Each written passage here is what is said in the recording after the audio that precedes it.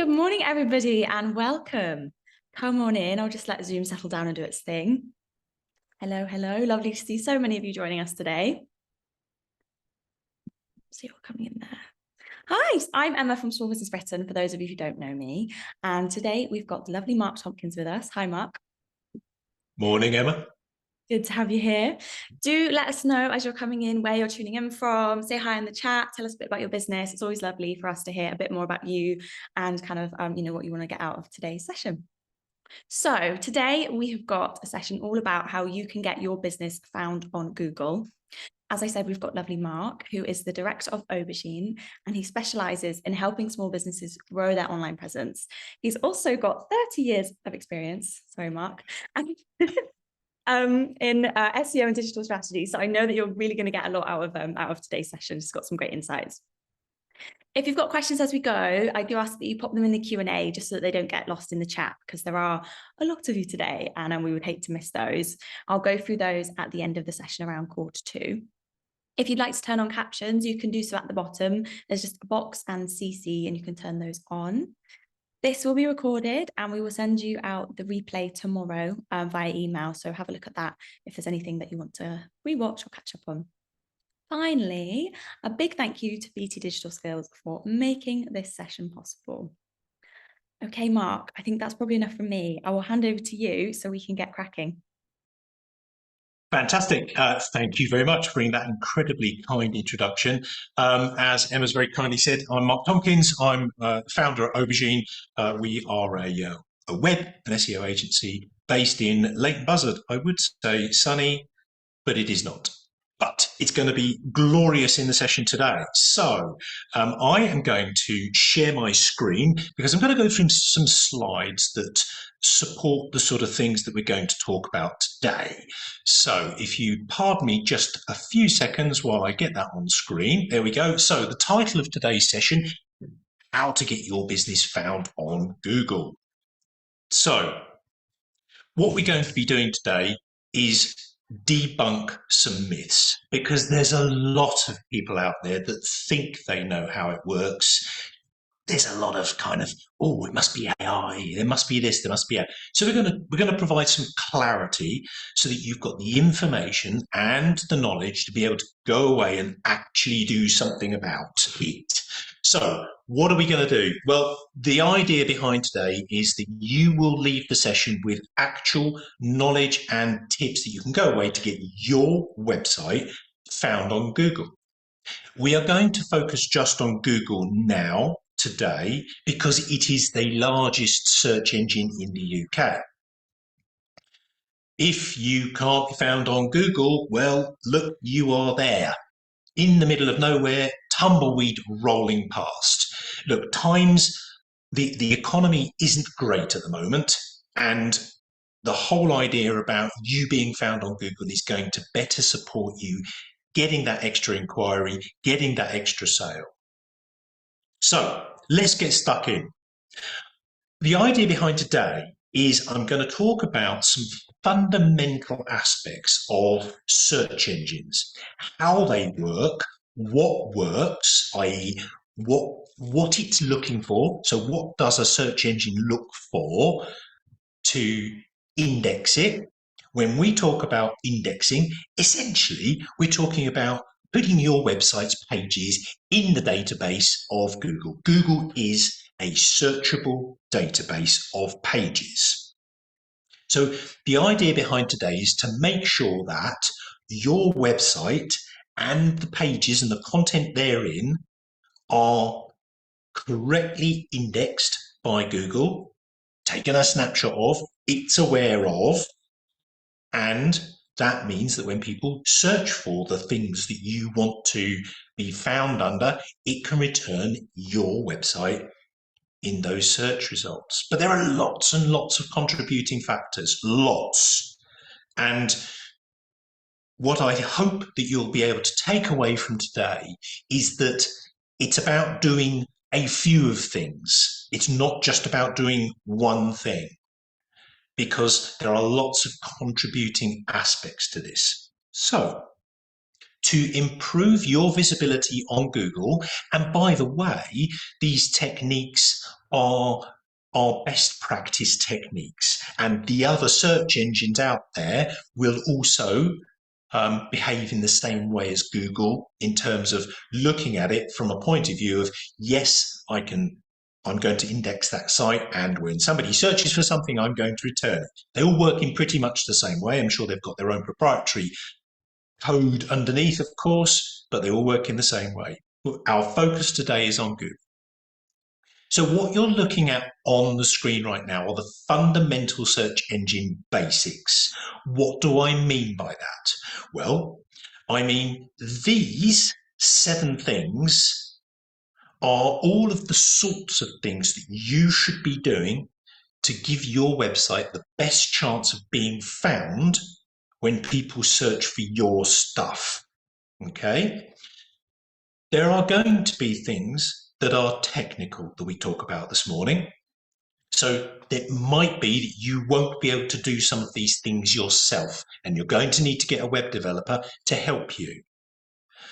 And there are going to be some things you can't do, perhaps because of the way your website has been built or where it is. But on the whole, all of these things you are going to be able to do. So let's go through those in a nice ordered way.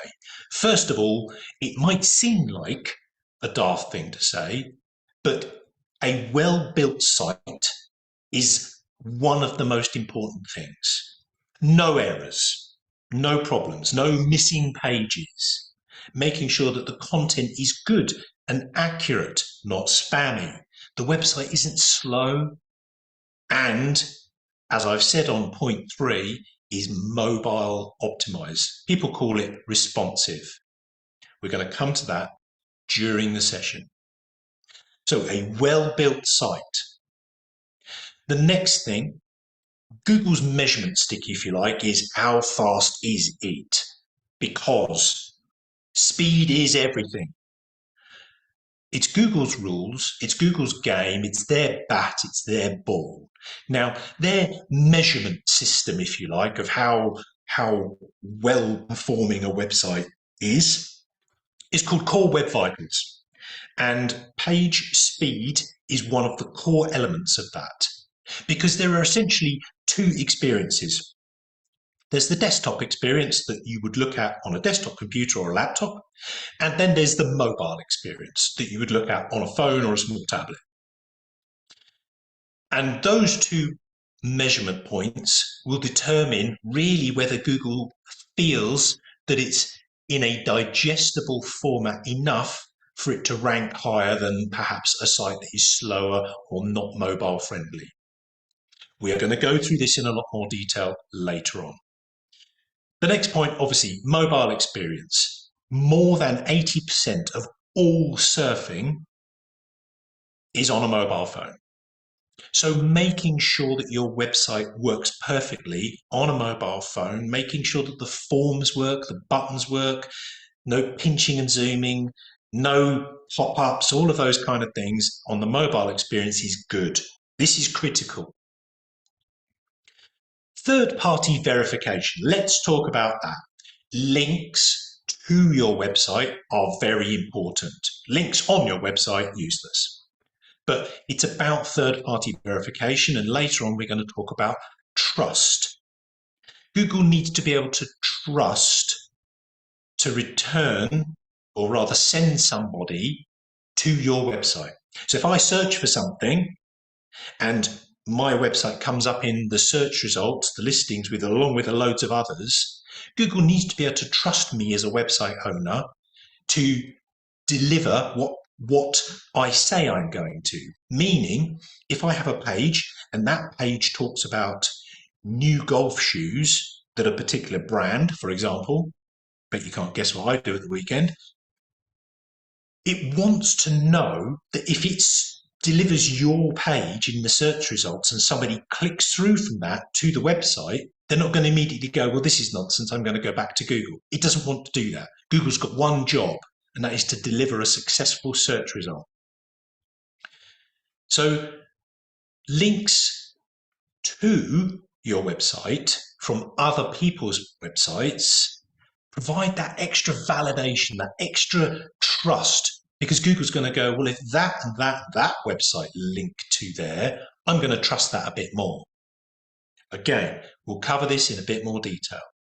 Moving on, Google has its own space other than the search space, and that's called Google Business.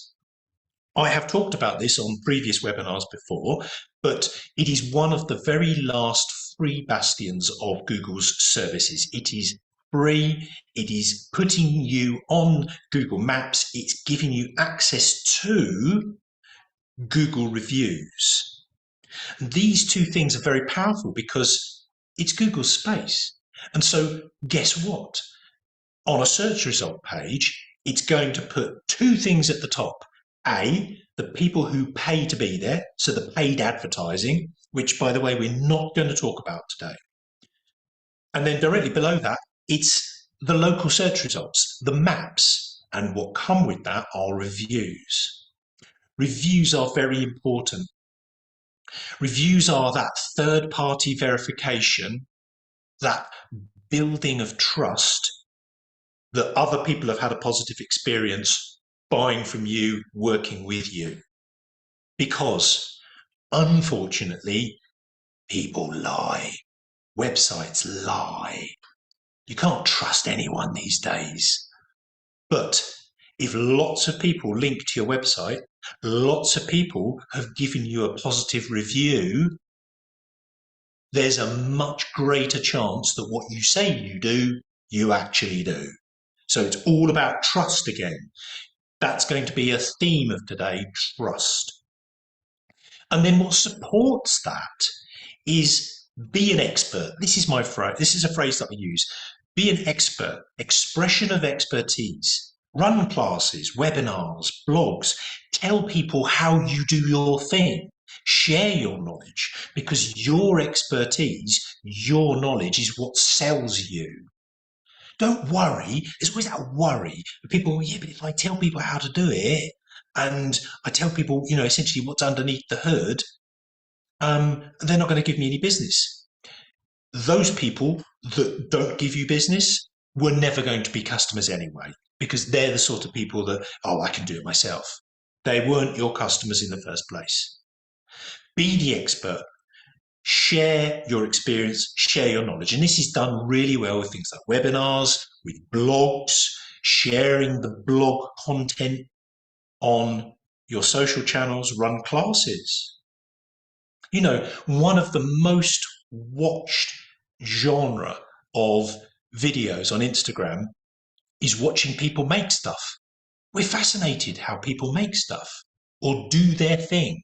We just want to watch somebody else be good at doing a thing. You all here today are good at doing your thing. So share your experience and your passion for what you do. So all of these things you can do. You can start with some easier things, or you can go, hell, I'm just going to do all of them all at once. But the more of these things that you do and continue to do, the greater chance that your website will get found on Google. There's something like 9.64 billion web pages out there on Google's index. That's a lot. So the chances of your website being returned in a search result are diminishing. So you need to give your site the best chance it can to return. And these are those techniques. So shall we get stuck in? I think we should. Now, I'm going to reinforce this. This is part of today.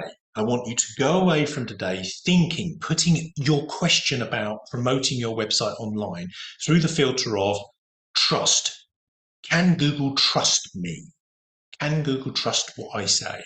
Search engines like Google have got just one job: to deliver somebody to the website that's exactly what they search for. What they don't want to see lots of is a page that's called new golf shoes, new Nike golf shoes, only where it might have reference to it, but I can't buy it, or they're old models, or they're secondhand ones, or something like that. And so what's going to happen is the person's going to go to the page, they're going to go, this isn't what I wanted, and back to Google. In Google's eyes, that's a fail. So Google ultimately is a matchmaker.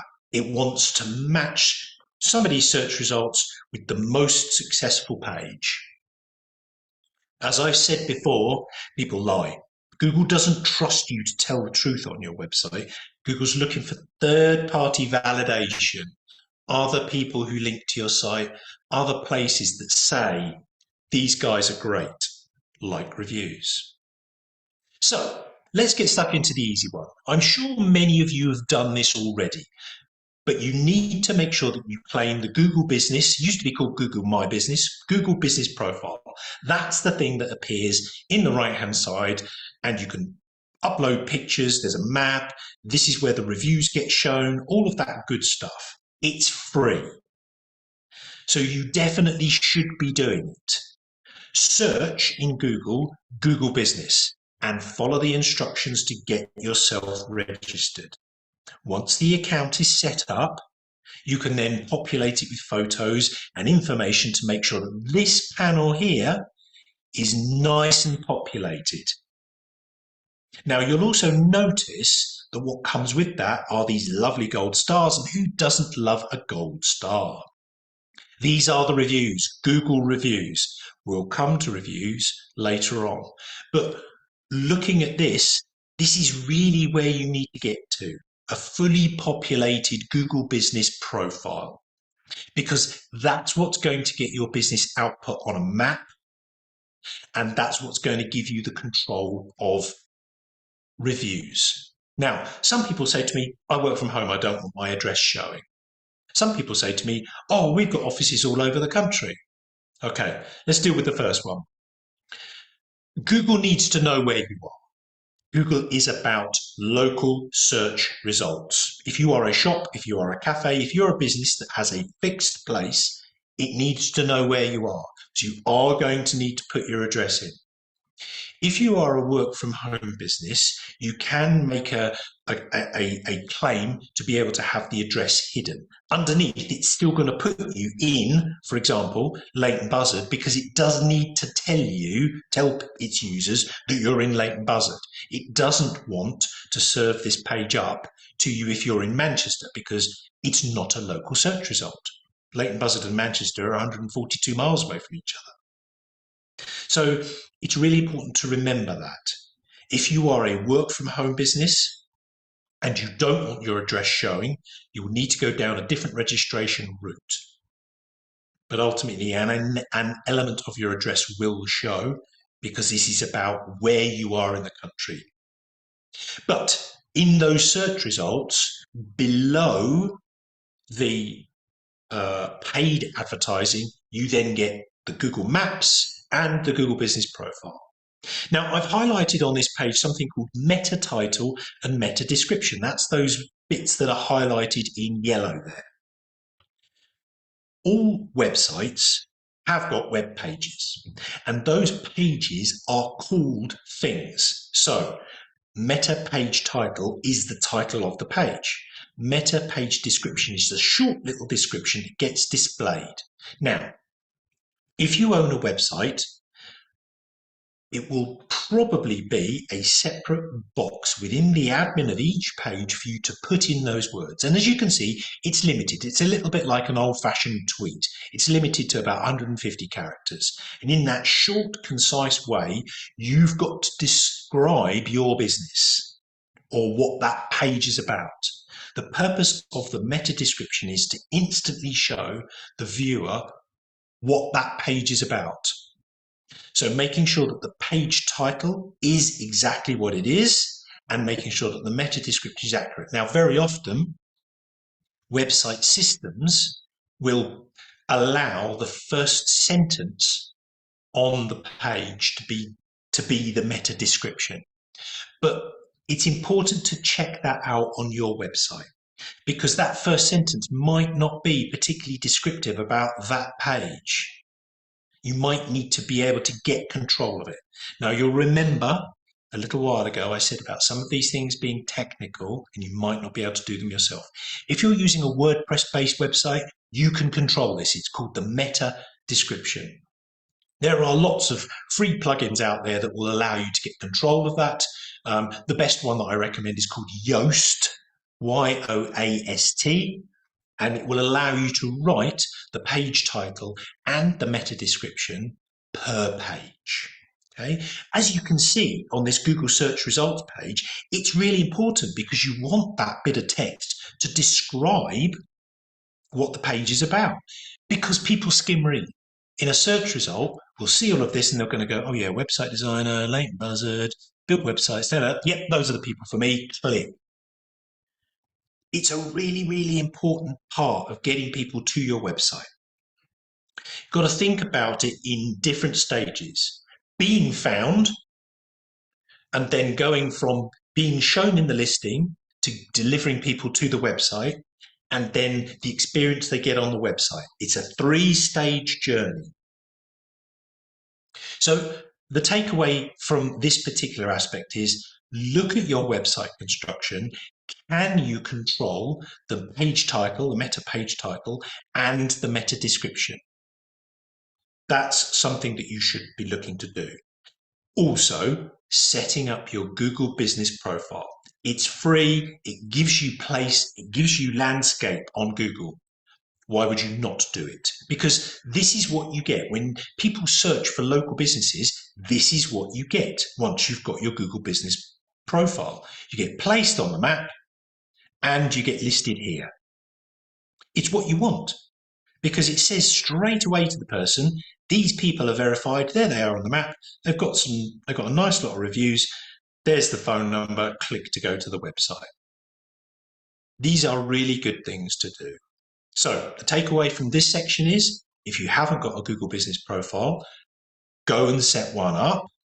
Go into Google and search Google Business and follow the instructions. On your website, making sure that you've got a control of your page title and the page meta description. That's these things. You might not be able to control it. If you can't, I would approach your website developer to say, I want to have a better control of those. What needs to happen?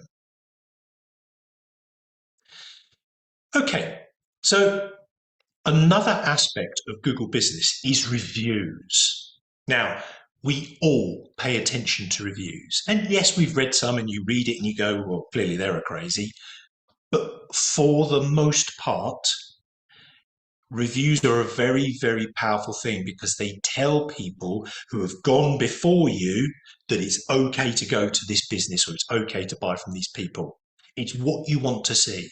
Other people who are ahead of you in the queue. So what can you do to do this? Well, if you set yourself up a Google business profile, Google Reviews comes with it as part of it for free. Okay.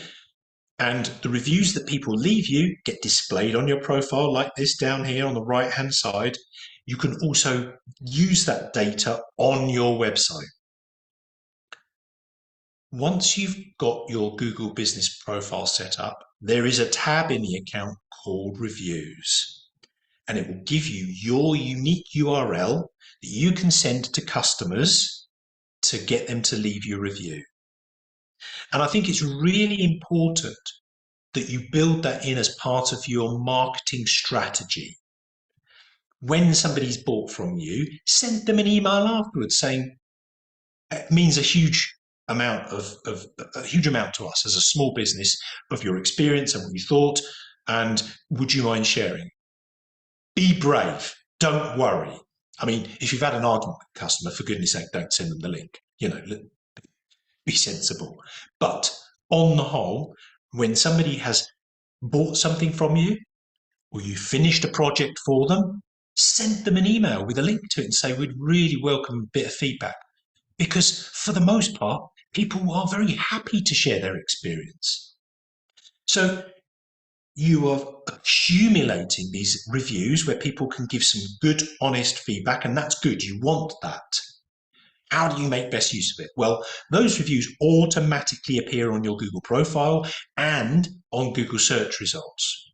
But you can also make use of that data and you can display it on your website. There is a very, very good free service called Trust Index, and you can sign up to this service. There's a good free one. They've got some paid ones as well. It's a good free one. And what it will do is it will allow you to get a free plugin to install on your website that automatically displays your reviews from Google onto the website. As you can see here, this is a page from our website. This is automatically displaying our Google reviews from customers on our website. It does it all by itself and it looks great. This is called Trust Index, trustindex.io. So you are leveraging the power of user-generated content, third-party validation. Other people have said, these people are great. And actually, it doesn't really get any better than that. If other people are telling other people that you're good at what you do and your stuff is good, it doesn't get any better than that. Make use of this content. Make it part of your marketing strategy, as I said before. When somebody's emailed you, or they bought from you, or you finished a project, ask for a review. So I'm going to just change topic a little bit now for a minute. And I'm just going to debunk a few myths, fibs, untruths, misunderstandings. So we're just going to square away some of these things. Links. Okay, links to your website are good. Contextual, relevant, not bought from anybody. When people say, oh, we can do a link strategy for you, usually it's organizations in India and other parts around the world who are essentially just creating spam farms. Avoid those like the plague. Do not fill your website domain up on free directories. Okay, those are bad. They actually have a negative effect. They drag the quality of your domain name reputation down. You want good quality inbound links. I'll give you a perfect example. A customer who we had a customer for many years managed to get an interview on BBC News. And the BBC put their story on their website and they linked to their website from the BBC. Now, the bbc.co.uk domain name has got one of the highest rated quality, it's called Trust Index, sorry, not Trust Index, Domain Authority. Theirs is one of the highest. And so having a link from the BBC's website to yours is the ultimate goal. It's very, very hard to achieve, but you understand the principle. Now, let's move on to something else. Keyword stuffing. Please, please, please, we're going to talk about content in a minute. Do not fill your web pages up with words you think will boost your search engine results. If we hopped in a time machine and we went back to 2008, that's the way Google worked. But it doesn't anymore. It hasn't for years. Keyword stuffing does not work. In fact, again, it's probably going to negatively affect you because it's going to look like you're page spamming. Good, well-written content that people can understand is what is needed. Now, let's talk about social channel feeds on your website. No, it just slows it down. It shows people the exit sign. People say, oh yeah, but we do loads of stuff over on social media. Great, but the final destination, the point of sale, is to get people at your website from social media. Yes, people hang out on social media and they don't hang out on your website. Sorry, but that's the truth. So use that as the marketing hook to get people to your website. So having social channel feeds on your website is just giving them the way to go back to it. Don't do it. And anyway, social channel links to your website don't really help in terms of search engine optimization. It kind of shows up when you look at the analytics of where a lot of your traffic is coming from, but it doesn't really help because Facebook, Instagram, they're locked platforms. You need a login, you need an account to be able to see inside them. And of course, Google can't see inside them. It can just see traffic coming from them. Videos, right? Videos, this is old school SEO bad practice techniques. Adding videos to your website for everything is not good. In fact, again, it will probably add a negative approach because they add slowness to the website. And as we've already said, speed is king. So how do we work out how fast our website is? Well, there it is on the screen. This is, if you're going to pay attention to one thing today, pay attention to this. Core Web Vitals, pagespeed.web.dev. That's all you need to go to. And it's going to give you this window, and you can put your website's address in there and press the Analyze button, because what that's going to do, it's going to go, this is how fast or slow your website is on the desktop experience, on the mobile experience. There you go. Look, I've been brave and I've put mine on there. Left-hand side, that's the mobile experience, 54%. Right-hand side, 93% on the desktop.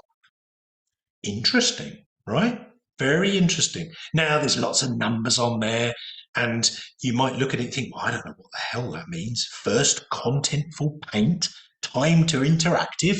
What on earth does all that mean? And they're red numbers. They can't be good. Well, quite right. Red numbers aren't good. Green numbers are better. What it's basically saying in normal plain English language is my mobile experience is taking too long to load. It's taking too long to get to the most important beginning bit of text on the web page. It's taking too long to for the layout to sort itself out.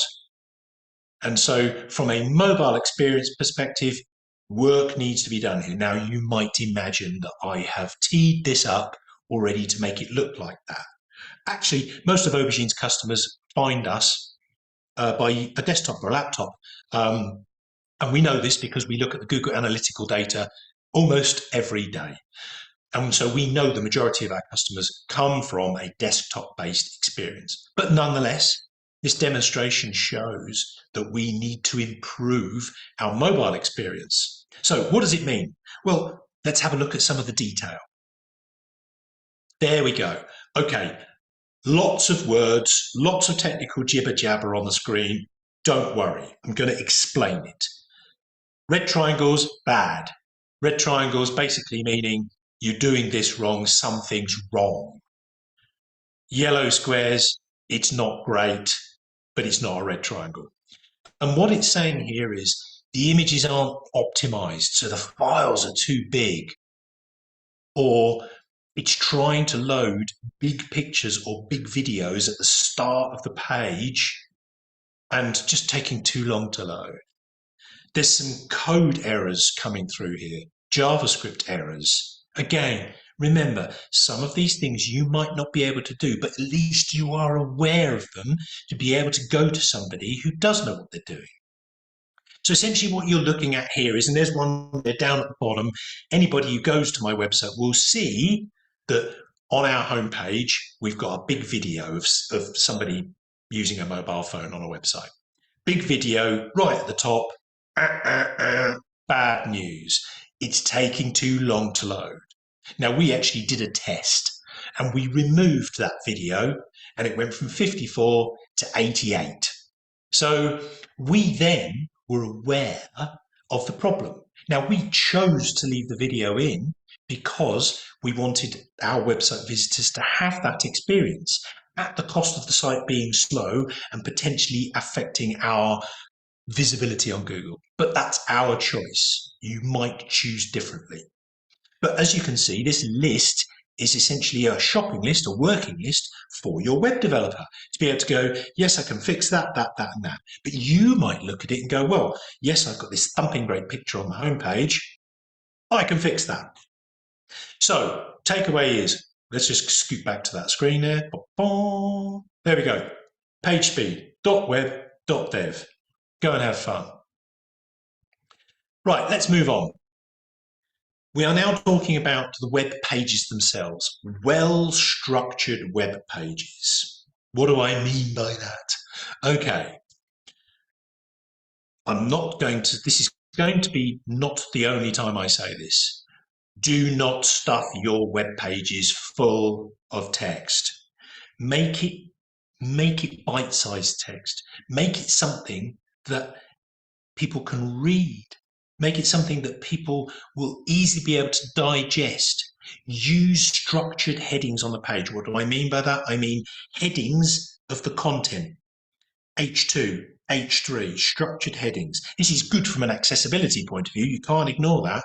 But you know, right at the beginning when we were talking about the page title, well, if this particular web page is selling a green crochet tote bag, I don't know why I put that in. It's probably my wife does crochet and she does all of that kind of stuff, and that's probably why I put that in.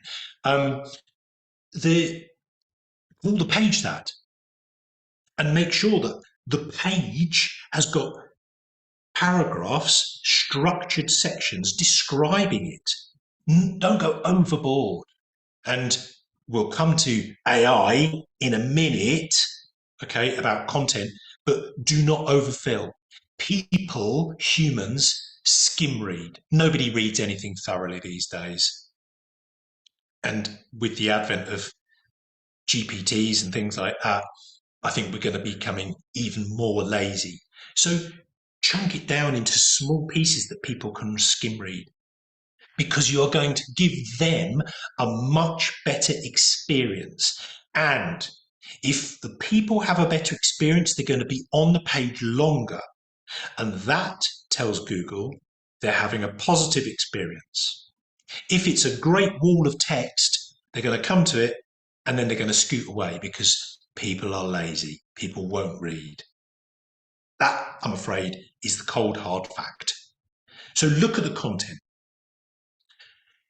Use a GPT, a chat GPT, Gemini, whichever one of those you like the flavor of. If you've got a great big wall of text, go into it and say, reduce this text to 3 paragraphs or something like that. Use it as a tool, because there's your time saver. And again, I'll come back to it. But making sure that you've got some bullet points with the most important aspects of the page, the content, whatever it is. Don't overload the top of the page with big images or videos. If the page has got big images or videos at the top, it's going to take too long to load. And then, of course, you're going to be into the negative score rather than the bad scoring with Core Web Vitals. Remember, speed is everything. And have a nice, decent, short description at the top of the page, because often that's what Google will use as its snippet for you. And also, if you are adding images, you might not. But if you are adding images, make sure that you use the alt text, the alternative textual description, for the image as well. That helps people with disabilities, but also what's important is that Google will go, oh, this picture is of a green crochet tote bag. It's going to read the alt text, which means that when people search on Google, it also searches image descriptions. So having a well-structured page is a really good way forward, because it's good for users. And if it's good for users, good for people, it's good for Google. Right, let's talk about the biggie one. This one's so topical. The number of people that come to me go, oh, well, Google search engines, they're basically, they're done now with AI. Utter nonsense, utter rubbish. And here's why. AI is nothing more than another code tool. We are still going to need to go to places to search for stuff. Now, the technology that sits behind what is generally referred to as AI, things like GPTs, will eventually end up behind Google and other search engines, if it isn't already. But remember this, it's a time saver. It's a fast start. AI, GPTs, only know what they've been told. And when you go into a GPT, when you use it to search for something, when you use it to give you an output, an outcome, it's going to be looking into its database, again, just like Google, of everything it's read. And it's going to look at it from a point of view and go, well, I've read all of these millions of pages about green crochet tote bags, and using its understanding of human language and the prompts and instructions that you give it, write me 3 paragraphs to sell a green crochet tote bag on my webpage, it's going to create an output based on your prompts, your descriptions. But it makes mistakes because the sources of data are across the entire internet. That's where it's getting its data from. Some of the older GPTs have the data source from like 5 years ago. Some of and we test this a lot. So a lot of the work that we do here at Aubergine, we work for local authorities, and legislation is changing all the time. Some GPTs, when you search for that new piece of legislation, it doesn't know about it. It's not been told about it because its source of data is old. Some of them are live connected, so they are all looking at the internet all the time, so they are aware of the data. So what's really important is using the AI things as a tool to support what you do. Time saver. No humans can be bothered with writing out great big loads of text about one of your products and then rewriting it down to 2 paragraphs. We've all got more things to do, better things to do with our time, especially as a small business. Use it as a tool. Be explicit. Write me a product description that is 3 paragraphs and has the key attribute bullet points for my green crochet tote bag that I want to sell, and see what comes out. But through the lens of, remember, it will make mistakes, so allow time to review it. But this is really good. This is not going to replace search engines. It is going to augment it. So the principles of everything that I'm telling you today remain. There's another aspect of GPTs. It's not going to serve up commercial results like a search engine. Well, certainly not yet. The GPTs are based on the data that it's learned. So as yet, the commercialization, if you like, hasn't quite happened. And as I've mentioned already, some GPTs have got older data. Just my own personal opinion, we generally use ChatGPT 4 and Gemini. They're about the easiest to use. But remember, it's looking at the internet and all of the sources of data permanently to gather a homogeneous view of the thing that you've asked it. So allow time to review what it returns to you. It knows everything because it's read everything that it's told, and mostly, I say mostly because obviously some are slower at catching up than others. And contrary to what a lot of people believe, you can't teach it. People think that you can go into ChatGPT and teach it. It won't learn. It is told how to learn, but it won't be by you. We have a number of people who've said to us, oh yeah, we just keep going into ChatGPT and telling it that our product is the leading product in the UK, and they'll keep doing it, and eventually it learns. It does not. That's not how it works. Because, and we can't forget the classic tripping up moment of AI where somebody searched and said, give me a picture of wild salmon in a river.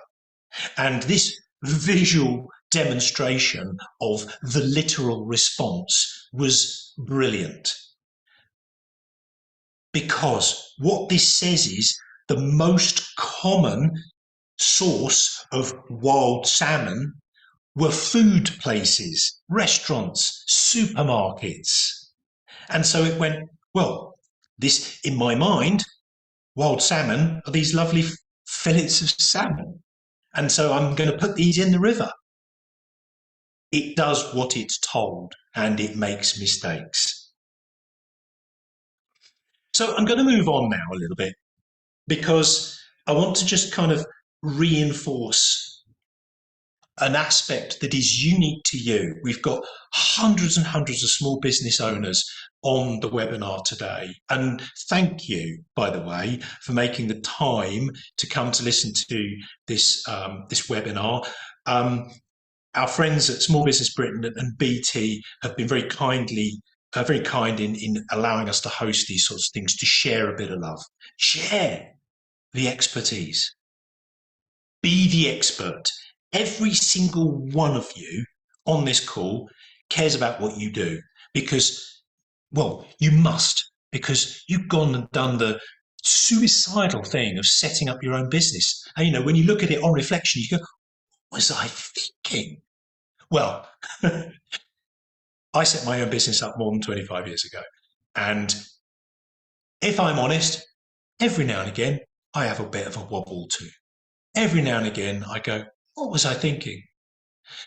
But then a customer will send me an email, or a member of team will say, hey, did you see that thing we got? Or did you see that job that we just got out the door? Or did you see the order that came in from so-and-so? And it makes it all worthwhile. And it reminds you that you are the expert at what you do. So let's talk about that. Share your expertise. I've referred to it previously as expressing your expertise. Tell people what you do and how you do it. People will be interested. So how do we do that? Well, you are on a webinar about how to get your website found better on Google. Great. So I'm going to assume every single one of you have got a website. Great. You should consider doing blogs if you aren't already. Yes, it's going to take time. But to quote the fantastic Arnold Schwarzenegger from his Mr. Universe days, no pain, no gain. Even if you write something once a month, telling people how you make a thing and sharing it on your social channel and having it on the website, it's more than you're doing now. And you have started that journey to build confidence, build that trust. Google's want to trust you. Future customers want to trust you. Tell people what you do. Think about one thing right now that you do that, you know, in your private thoughts, you think you do pretty well, whether it's making something or how you plan something. Write out a few key aspects of that. And here we go. Now what we are going to do is we are going to use that tool, AI, because we're small business owners, which means our time is very, very thin. Go into Google and go, write me a 500-word blog post on how to crochet a green tote bag using wool and blah, blah, needles. And I mean, you get the grip. I mean, obviously by osmosis, my wife's thing has filtered its way through me. And see what comes back. Read it, look at it, because you're not going to have time necessarily to write that whole thing yourself, but you understand and you've got those essence. It's all about the prompts. So use that, but keep it tight. 500 words, no more, really. It's all that's needed, because otherwise we're going to fall into that trap of content, you know, keyword stuffing. Okay. Keywords can be used in the right place. They're useful. They are for people to be able to, as I said earlier on, we all skim read. So you make sure that they're at the right place. You know what you're talking about, and they have arrived at a place that is right for them too. They aren't magic bullets. Please do not think that filling your meta descriptions and your pages up with keywords is going to get you instantly boosted on Google, because it is not. You are better off writing, just as I have done here on the first bullet point, one sentence that describes your thing, because that's how people will read it. And if people will read it, they will have a better experience. And as I've said before, if they have a better experience, Google can measure that. Write your stuff for people. Use good grammar. Don't write it for bots. And also, here's a tip. Write it in a way that helps you be able to reuse it in a little while. We call it evergreen. So it's content rich and something that you could post on your socials today and your website. And then maybe in 6 months' time, you could post it again. Because remember, we all digest this kind of content in our lives at different times of the day, different days of the week. So if you posted it today and then you reposted it in a month, in 2 months' time, 4 months' time, you'll just see it'll get put in front of different people. So when you're writing your stuff, think about, can I reuse this later on? Is this evergreen content? Yes, it's good to do some topical based stuff every now and again. Of course it is. But people use the social media channels at various different times and days. A good tip is, if you have an article, and let's go back to our example. Let's just say we've got our how to make a green crochet tote bag in a day. There's our blog article. And we've got our info. You're going to need to start with this. Here's the tools you'll need. Step 1, step 2, step 3. Okay, so we've got something that's going to last for a long time. We want to get a little snippet of that text and maybe a picture and the link to the page, and we want to put it out on our socials so that people end up at your website. Maybe you do it on a Sunday morning at 9 o'clock, because that's when you think your audience might pay attention. But in 4 months' time, 6 months' time, post it on a Wednesday morning or a Wednesday evening, because you're going to get to different people. There's another thing, auto posting. Yikes. Okay. Auto posting on your socials from your website is lazy. Don't do it. For the additional 5 minutes it takes for you to log into your social and write a short little version of your article with a link and choosing the picture is the best investment when it comes to posting. The auto posting from websites to social channels, you're trying to stick a square peg in a round hole. The picture will be the wrong shape. The description, the short description, will be too much, and so you'll end up with a truncated version. It never looks good. Craft the wording to the space available. If you're going to be posting on Facebook, only a short amount of the text will show. So try and get that headline into something that will always show. Use ChatGPT or similar. Say, if you've got a big piece and you don't know how to précis it down, put it into ChatGPT and say, reduce this so that it works as a Facebook post. See what comes back. Check it. But the auto posting from websites to social, avoid. So we're coming towards the end. We've talked about lots of things, but the takeaway toolkit really are these 4 things. Check the speed of your website. There's the URL again, pagespeed.web.dev. You can Google it and see what comes back. Don't worry about what comes back, but do it, because then you've got a definitive list of the things that you know somebody's going to have to do something about. It might be putting smaller images on your website. Well, you can do that. But it might be that there's some JavaScript errors that are creating some kind of lag. Well, you're going to need a web guy for that, or a web girl. Reviews. It's free. It's part of the Google Business Profile. Go to your customers and say, any chance you can just share your experience on our reviews?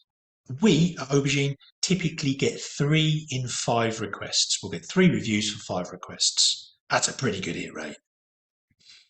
And again, if you haven't done it already, make sure you open up your Google Business Profile, because that's going to give you access to reviews and that place on Google Maps and such like. And then lastly, using AI as a tool. It's not going to replace you. It's not in your way. It's there as a tool to use to save you time, but through that filter of check it, because it doesn't know everything, as we've seen with the wild salmon in the river. So I'm hoping that you've been able to take away some tips today. You are obviously maybe embarking on setting up and running a small business for the first time. Maybe you're new into it. Maybe you've been doing it a few years.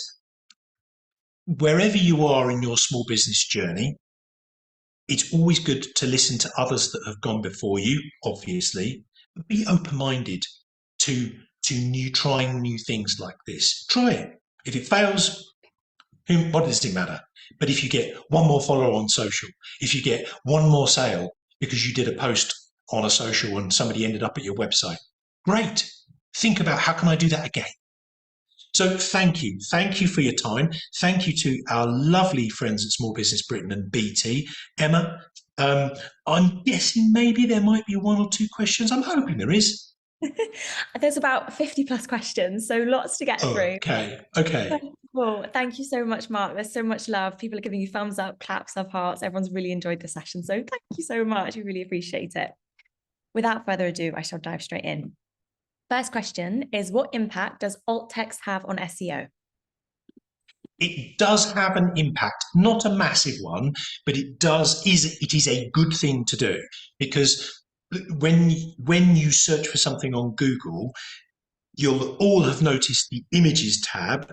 Well, depending on what the person is searching for, if they are searching for something, particularly within the kind of shopping world, but I use the phrase new Nike golf shoes. Well, if Nike golf shoes is the alt text of a picture of some Nike golf shoes, it's going to help support it.